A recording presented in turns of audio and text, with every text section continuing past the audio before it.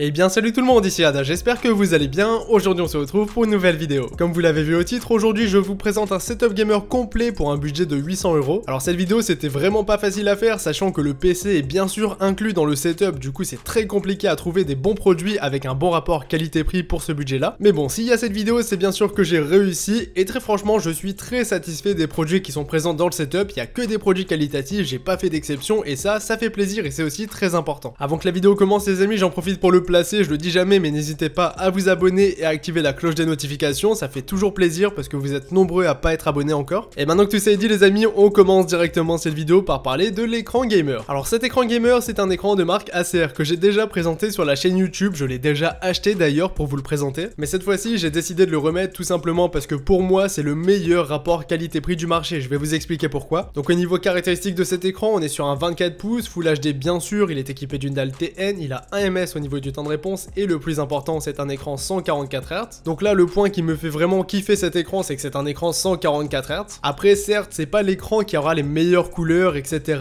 mais bon pour le prix on peut faire clairement des exceptions. Tout simplement parce que celui-ci en temps normal c'est vendu au moins 160-170 €, mais là ça fait presque un mois que sur ces discounts il est vendu à 120 €. Et autant vous dire que 120 € pour un 144 Hz c'est vraiment rien du tout, donc pour moi c'est pour ça c'est le meilleur rapport qualité-prix du marché. Et après bien sûr on peut retrouver des écrans de bien meilleure qualité en 144 Hz, mais faudra mettre le budget, donc 50 € de plus à peu près. Bon après cet écran son point faible c'est clairement au niveau des bords parce qu'il n'est pas du tout borderless et ça c'est un peu gênant, c'est pas forcément très esthétique à mettre dans un setup. Mais bon encore une fois pour le prix c'est vraiment pas grave d'avoir des bords sur cet écran. Ensuite les amis on passe directement au clavier gamer, donc j'en ai deux à vous présenter. Alors le premier clavier c'est un clavier de chez HyperX, donc c'est le modèle Halo Core RGB. Alors HyperX au niveau des claviers c'est vrai qu'ils sont moins mis en avant que les marques comme Corsair etc. Pourtant franchement ils font vraiment des claviers de très bonne qualité. D'ailleurs quand je vous ai fait un top des claviers gamer pas cher, pour moi c'était vraiment HyperX qui était au top du top par rapport au rapport qualité-prix. Donc ce clavier en particulier, là le point faible clairement pour les gamers ça va être que ce n'est pas un clavier gamer mécanique mais un clavier gamer à membrane. Donc pour commencer sur ce clavier, au niveau ergonomie franchement c'est très bien réussi, très bien travaillé, j'ai absolument rien à dire. Au niveau des matériaux on a du plastique en majorité, par contre c'est un bon plastique, résistant et travaillé. Après sur ce clavier on a des trucs qui sont quand même très pratiques comme un pavé numérique, des touches de raccourci multimédia, aussi pour le côté gamer un RGB qui sera beau, présent et qui va durer dans le temps, et aussi mention spéciale à la petite bande RGB qui est située sur le haut du clavier. Donc franchement le design est très soigné, très réussi, moi je kiffe. Après concernant la frappe qu'on peut retrouver sur ce clavier, bon certes c'est pas un clavier mécanique, du coup ça va pas être très réactif, par contre ça sera aussi moins bruyant et ça c'est un bon point positif. Donc vraiment pour un clavier à membrane, ce clavier pour moi il est presque au top du top. Le seul point négatif c'est qu'il a pas par exemple de repose poignet, et c'est vrai qu'à la longue ça peut être assez intéressant d'en avoir un. Et aussi il n'est pas compatible avec la version logicielle de HyperX, du coup pour programmer le RGB etc c'est beaucoup plus compliqué. Après au niveau du prix franchement une bonne surprise, donc 45 € pour un clavier comme ça c'est au top. Et si jamais vous préférez un clavier gamer mécanique, je vous en mets un aussi en description tout en respectant le budget. Donc je vous mettrai soit un Hockey soit un G-Lab, ça va vraiment dépendre des stocks, et après si jamais il y a les deux en stock je vous mettrai les deux. La différence entre le Hockey et le G-Lab ça va être que le Hockey sera avec des switches bleus, du coup des switches beaucoup plus brillants que des switches red. Et mis à part ça on reste sur deux claviers gamer mécaniques pas trop chers, du coup niveau qualité de fabrication c'est plus ou moins similaire. Ensuite les amis au niveau de la souris gamer on passe sur une souris de chez Corsair. Donc au niveau du modèle c'est le Cyber RGB ou le modèle Sabre RGB comme vous voulez. Donc Corsair je trouve qu'ils ont fait très fort avec cette souris gamer. Déjà pour commencer au niveau du design, elle a un aspect différent d'une souris classique entre guillemets. Là je trouve que sur cette souris le côté gamer ressort et c'est un point qui pour moi est important. Ensuite niveau ergonomie il faut savoir qu'on est sur une souris uniquement pour les droitiers. Comme d'habitude avec les souris gamer de chez Corsair, deux boutons programmables sur le côté, on a aussi deux boutons sur la partie supérieure à côté du clic gauche. Ensuite on retrouve bien sûr la molette et en dessous de la molette le bouton pour régler les DPI. D'ailleurs au niveau des DPI cette souris monte jusque 10 000 DPI et c'est franchement très intéressant. Donc cette souris elle a pas mal de points positifs. Premièrement au niveau du revêtement qu'elle embarque, franchement je trouve que c'est très intéressant et confortable à utiliser. En plus de ça elle sera assez légère et moi je suis assez amateur de souris légères. Et après concernant le réglage des DPI vous avez 5 options différentes. Donc cette souris elle est vendue au prix de 30 €. 30 € pour une souris gamer comme ça c'est au top, c'est vraiment pas cher. Après à préciser quand même qu'on est sur une souris à LED et non pas sur une souris laser. Ensuite les amis au niveau du casque gamer j'en ai sélectionné deux. Donc le premier c'est un casque de chez Trust Gaming qui était apparu dans mon top casque gamer. Donc il a un rapport qualité-prix qui est complètement excellent. Après ça se voit un petit peu au niveau de la qualité de fabrication. Donc en parlant de ça on va directement annoncer ses points faibles, ensuite je vous donnerai un petit peu les points positifs de ce casque. Donc en dehors de sa qualité de fabrication qui va être plutôt sommaire, c'est aussi au niveau de l'isolation de ce casque que ça va être assez gênant. Donc comme on a des matériaux qui sont pas forcément au rendez-vous, là le casque va être un petit peu moins bien isolant qu'un autre casque gamer, mais ça me paraît évident. Et ensuite pour finir au niveau du micro il est pas détachable, après c'est pas forcément un point très négatif. Bon maintenant on va passer au point positif parce que sinon le casque personne va en vouloir. Donc pour commencer c'est au niveau niveau de l'audio et du micro, l'audio est clairement au rendez-vous, même s'il est peu isolant. Donc on a un audio qui va être clair et net et ça c'est très important. Concernant la qualité du microphone, j'ai été bluffé quand j'ai écouté des tests. Franchement le micro c'est son vrai point fort et pour son prix c'est au top. Et encore une fois, dernier point fort, c'est clairement son prix parce que ce casque il est vendu à 30 € sur Amazon et c'est vraiment pas cher pour un casque gamer et franchement pour 30 € c'est vraiment le meilleur. En tout cas ça reste que mon avis, mais vraiment pour 30 € généralement on a des casques qui vont durer 2 semaines, mais là c'est pas le cas pour celui-ci. Après bien sûr vous le savez, moi j'insiste toujours sur les casques, je vous invite vraiment à mettre le budget dans un casque gamer parce que c'est généralement ça qui va lâcher en premier. D'ailleurs j'ai mis un second casque gamer, donc le Corsair HS50, un casque qui vaut 50 € qui est vraiment au top du top, niveau qualité de fabrication moi je le trouve bien fini. Donc vraiment point positif pour ce casque, le design, en plus de ça il a aussi un très bon microphone et ça c'est très important. Concernant la qualité audio, j'ai déjà eu l'occasion de l'essayer et franchement je la trouve vraiment très bonne, elle est au rendez-vous et ça fait plaisir. Par contre son gros point faible à ce casque c'est qu'il est pas forcément compatible avec toutes les têtes. En gros si vous avez une petite tête, évitez de prendre ce casque parce que c'est vrai qu'il est assez grand. Donc vraiment ce casque Corsair pour 50 € pour moi il est vraiment très bien. Et si jamais vous avez encore un plus gros budget pour le casque, parce que comme je vous l'ai dit tout à l'heure c'est vraiment le point le plus important pour moi, dans ces cas là je vous conseille le ROG Delta Core, donc je vous mets le lien de la vidéo que j'ai fait sur ce casque en description. Ensuite les amis, pour en finir avec la partie du setup avant de passer au PC gamer, c'est bien sûr qu'il nous faut un tapis de souris. Donc là sans surprise et comme d'habitude un petit tapis de souris de chez OK qui sera XXL, qui vaut 17 € et qui pour moi est vraiment au top du top. Donc je vous mets le lien en description. Donc voilà les amis pour toute la partie du setup gamer. Maintenant on va passer au PC. Donc le PC gamer, je vous ai fait des vidéos sur ce PC parce qu'il rentre parfaitement dans le budget. Donc dimanche dernier et aussi mercredi dernier, j'ai monté et testé un PC gamer pour une valeur de 600 € environ, sachant qu'on est aussi sur une config qui peut être adaptée pour 500 €. Donc la config, je vous la rappelle une dernière fois, même si ça fait beaucoup, je suis désolé pour tous ceux qui ont vu les vidéos. Donc on est sur un Ryzen 5 1600 AF, une B450M de chez MSI, on a 16 Go de RAM, donc 2 x 8 Go en 3000 MHz. Au niveau de la carte graphique, c'est une GTX 1650 Super qui est vraiment au top. Pour la partie stockage, on met 480 Go de SSD 2.5. Au niveau du boîtier, c'est du Bitfenix et pareil pour l'alimentation, c'est une 550 watts certifiée Gold+.